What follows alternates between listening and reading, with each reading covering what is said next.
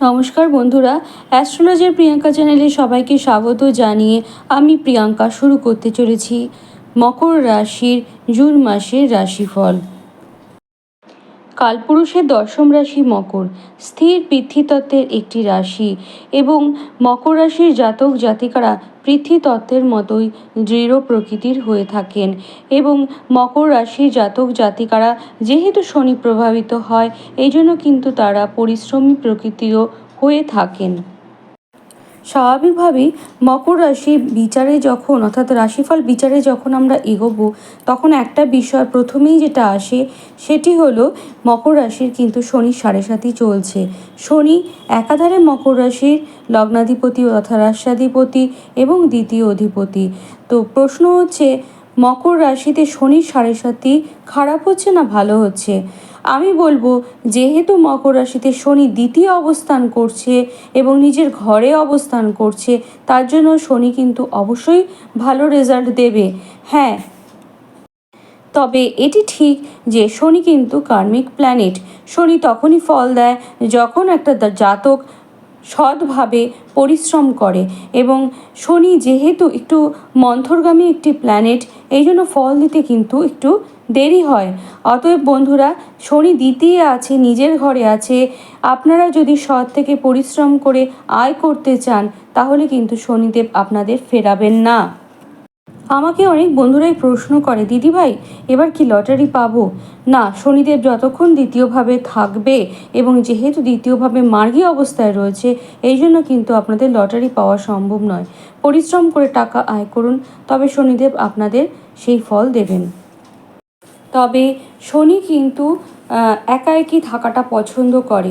দ্বিতীয়ভাবে শনিদেব আসার ফলে দেখা যাবে যে আত্মীয় কুটুমদের সাথে কিন্তু ডিস্টেন্সটা একটু বাড়বে এবং দ্বিতীয় ভাব থেকে কিন্তু মকর রাশির যারা জাতিকা তাদের শ্বশুর বাড়িকে বিচার করা হয়। শ্বশুর বাড়ি থেকে সহানুভূতি বা প্রচণ্ড হেল্প কেয়ারিং এগুলো কিন্তু আপনারা আশা করবেন না। এবং আরেকটি ব্যাপার, শনি কিন্তু একটু রুক্ষ প্ল্যানেট, শনি কিন্তু সাত্ত্বিক প্ল্যানেট। দ্বিতীয়ভাবে যেহেতু মকর রাশির শনি আছে এই জন্য কিন্তু মকর রাশির জাতক জাতিকারা অপ্রিয় সত্য কথা বলবেন, সেটা অনেক সময় অনেকে মেনে নিতে পারবেন না, যে কারণে একটু সমস্যা তৈরি হবে এই সমস্ত জায়গায়। মকর রাশির তৃতীয়ভাবে জল রাশিতে রাহু এখন অবস্থান করছে। রাহু তৃতীয়ভাবে অবস্থান করা কিন্তু একদিক দিয়ে ভালো। তৃতীয়ভাবে রাহু অবস্থান করার ফলে মানুষের সাথে কিন্তু খুব ভালো কমিউনিকেশন তৈরি হবে এবং আশেপাশের লোকের সাথে একটু সমস্যা হয়তো কোনো কোনো ক্ষেত্রে হবে, তবে তৃতীয়ভাবে রাহু আপনাদের সাহসের কিন্তু অনেকটাই বাড়িয়ে দেবে এবং কর্মের ক্ষেত্রে উদ্যম কিন্তু প্রচণ্ড মাত্রায় আসবে। বর্তমানে অর্থাৎ জুন মাসে দেখা যাচ্ছে যে মঙ্গল কিন্তু সক্রিয় থাকবে, চতুর্থপতি চতুর্থে আছে, এটি সত্যিই খুব ভালো বিষয়। কিন্তু একটা ব্যাপার আপনারা মাথায় রাখবেন, চতুর্থ স্থান থেকে কিন্তু আমরা ঘরের যে সুখ সেটি কিন্তু আমরা বিচার করে থাকি। গৃহ লাভ কিন্তু হবে, মঙ্গল যেহেতু ভূমির কারক গ্রহ, আপনাদের গৃহ লাভ যানবাহন লাভ এগুলো কিন্তু আপনাদের হওয়ার একটা সম্ভাবনা আছে। কিন্তু তার পাশাপাশি যেটি দেখা যাবে, যেহেতু রাহু দ্বিতীয়ভাবে আছে এবং তার দ্বাদশ দৃষ্টি যেহেতু চতুর্থভাবে পড়বে এই জন্য ঘরে কিন্তু একটু সমস্যা, ঘরের সদস্যদের মধ্যে মনোমালিন্য ঝগড়া ঝামেলা এগুলো কিন্তু তৈরি হবে। এবং পাশাপাশিভাবে আরেকটি ব্যাপার যেটি বলবো, যারা মকর রাশির জাতক জাতিকা আছেন এবং চতুর্থ ভাবের ওপর মঙ্গল রাহুর কানেকশন আছে তারা অবশ্যই আগুন জাতীয় কোনো জিনিস ইউজ করার সময় একটু সতর্ক হয়ে করবেন। ইলেকট্রিকের সুইচ বোর্ডগুলোকে একটু ভালো করে চেক করে নেবেন, এই সমস্ত জায়গায় কিন্তু একটু লক্ষ্য রাখবেন, না হলে শর্ট সার্কিট হয়ে আগুন লাগার যে সম্ভাবনা সেটিও কিন্তু তৈরি হচ্ছে। চতুর্থ ভাব থেকে আমরা মাকে বিচার করি, মায়ের শরীর স্বাস্থ্যকে বিচার করি। চতুর্থ ভাবে যেহেতু মঙ্গল নিজের ঘরেই রয়েছে এবং তার উপর রাহুর একটা প্রভাব রয়েছে এই জন্য মায়ের সাথেও ঝামেলা অশান্তি হওয়াটাও অসম্ভব ব্যাপার কিছু নয়। সাথে সাথে মায়ের শরীর স্বাস্থ্য খারাপ হওয়ার একটা সম্ভাবনা সেটি তৈরি হচ্ছে, বিশেষ করে মায়ের শরীরের কোনো অস্ত্রোপচার হওয়ার একটা সম্ভাবনা সেটিও তৈরি হচ্ছে পাশাপাশিভাবে। চতুর্থ স্থান থেকে আমরা বন্ধুদেরকে বিচার করে থাকি। মঙ্গল রাহুর যে কানেকশান চতুর্থ ভাবের ওপর তৈরি হয়েছে, তার ফলে কিন্তু বন্ধুদের থেকে আপনার প্রতারণা বা বন্ধুদের দ্বারা ষড়যন্ত্রের শিকার হতে পারেন। অবশ্যই আপনারা এই ব্যাপারে একটু সতর্ক থাকবেন। বন্ধুর সাথে ঝগড়া ঝামেলা অশান্তি বা মনোমালিন্য হয়ে বন্ধু বিচ্ছেদ পর্যন্ত হয়ে যেতে পারে। মঙ্গলের চতুর্থ দৃষ্টি সেটিও কিন্তু সপ্তম ভাবের ওপর পড়ছে। যেহেতু সপ্তম ভাব থেকে আমরা বিবাহিত জীবনের বিচার করে থাকি, সেহেতু দেখা যাবে যে বিবাহিত জীবনও একটু সমস্যা, একটু ভুল বোঝাবুঝি, অশান্তি, ঝগড়া এগুলো কিন্তু আসতে পারে। এবং যারা মকর রাশির জাতক জাতিকা মাঙ্গলিক আছেন, তারা কিন্তু একটু সতর্ক থাকবেন।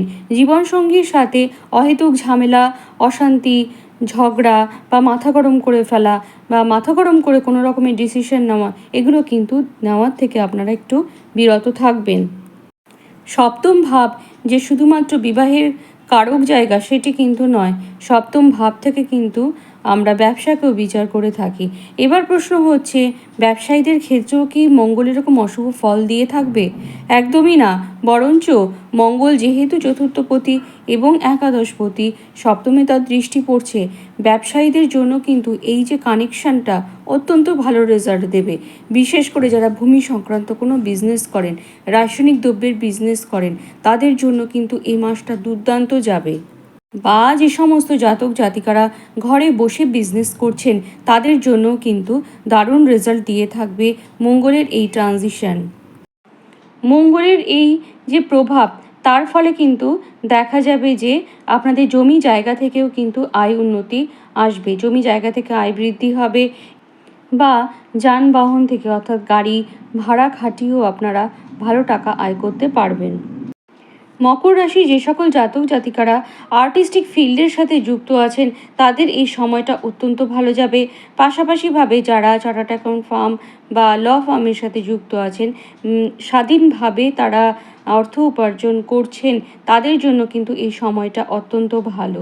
বা যারা গৃহশিক্ষকতা করছেন, তাদের জন্য এই সময়টা খুব ভালো যাবে। তারা যথেষ্ট পরিমাণে আয় করতে পারবেন। মকর রাশির যে সকল জাতক জাতিকারা চাকরি খুঁজছেন, তাদের জন্য এই মাসটি অত্যন্ত শুভ হতে চলেছে। বিশেষ করে সরকারি চাকরির যে যোগ, সেটি কিন্তু এ মাসে দেখা যাচ্ছে। এবং আদার্স যারা চাকরি করছেন, একাডেমিক ফিল্ডে চাকরি খুঁজছেন বা অন্যান্য সেক্টরে চাকরি খুঁজছেন, তাদের জন্য কিন্তু এই মাসটা বিশেষভাবে ভালো হবে।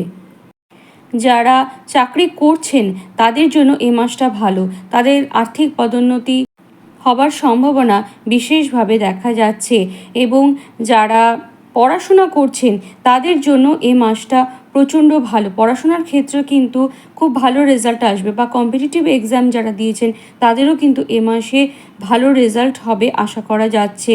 এবং যে সমস্ত মকর রাশির জাতক জাতিকারা পড়াশোনা করে বিদেশে যেতে চাইছেন, তাদের জন্য কিন্তু এই সময়টা ভালো।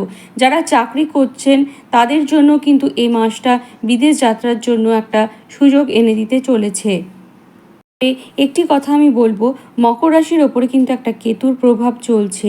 এই জন্য কিন্তু মকর রাশির জাতক জাতিকারা মানসিকভাবে কিছুটা হলেও কিন্তু অস্থির হয়ে আছেন। এই অস্থিরতা কাটিয়ে আপনারা কিন্তু চেষ্টা করুন, আপনারা অগ্রসর হন, তবেই কিন্তু এই মাসে আপনাদের সাকসেস আসবে। নচেত কিন্তু সুযোগ পেয়েও আপনাদের হাতছাড়া হয়ে যাবে। এবং এই জন্য আমি মকর রাশির সমস্ত জাতক জাতিকাদের মহামৃত্যুঞ্জয় মন্ত্র পাঠ করতে বলবো। কেতুর প্রভাবে আপনাদের মধ্যে কিন্তু একটু লেথার্জি চলে আসবে। সেই জায়গাটাকে কিন্তু আপনাদের ওভারকাম করে নিতে হবে। যেহেতু এ মাসে দেখা যাচ্ছে যে পঞ্চমপতি সে পঞ্চম ভাবেই থাকবে, এই জন্য স্বাস্থ্যের জায়গাটাও কিন্তু আপনাদের যথেষ্ট ভালো যাবে।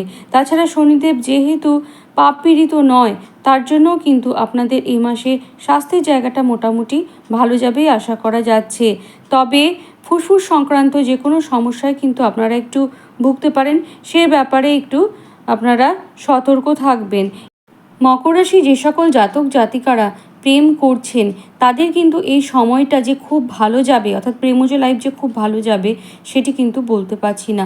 প্রেমের ক্ষেত্রে ইগো, প্রেমের ক্ষেত্রে অশান্তি মাঝে মাঝেই দেখা যাবে। আবার মাঝে মাঝে দেখবেন যে প্রেমিক প্রেমিকাদের মধ্যে সম্পর্কের ক্ষেত্রটা বেশ ভালো যাচ্ছে। একটা ছেলে মানুষই একটা ইগো, আবার ভালোবাসা, এই সমস্ত নিয়েই কিন্তু এই মাসটা চলবে। কাজেই একটু সাবধানে থাকবেন, তবেই দেখবেন যে সমস্ত জায়গাটা আপনারা ঠিকভাবে হ্যান্ডেল করতে পারছেন। মকর রাশির আর্থিক ক্ষেত্র যে এ মাসে নিঃসন্দেহে ভালো যাবে সেটি কিন্তু প্রথমেই আমি বলেছিলাম। তবে একটা ব্যাপারে আপনাদের সতর্ক করে দিচ্ছি, মকর রাশি জাতক জাতিকারা লোন দেওয়া অথবা নেওয়া থেকে কিন্তু একটু বিরত থাকবেন। এবং পাশাপাশিভাবে এটিও বলছি, যারা ইনহেরিটেন্স প্রপার্টি পাবো কি পাবো না এই সন্দেহে ভুগছেন তাদের ক্ষেত্রে বলবো যে এই সময়টা বিশেষ করে মাসের প্রথমার্ধে ইনহেরিটেন্স প্রপার্টি পেয়ে যাওয়ার একটা সম্ভাবনা তৈরি হচ্ছে। যারা মামলা মোকদ্দমায় ফেঁসে গেছেন তাদের ক্ষেত্রে আমি বলবো যে মামলা মোকদ্দমা জায়গাটা এবার হয়তো শেষ হতে চলেছে। মামলা মোকদ্দমার ক্ষেত্রে হয়তো একটা নির্দিষ্ট কোনো সিদ্ধান্তে আপনারা পৌঁছাতে পারেন।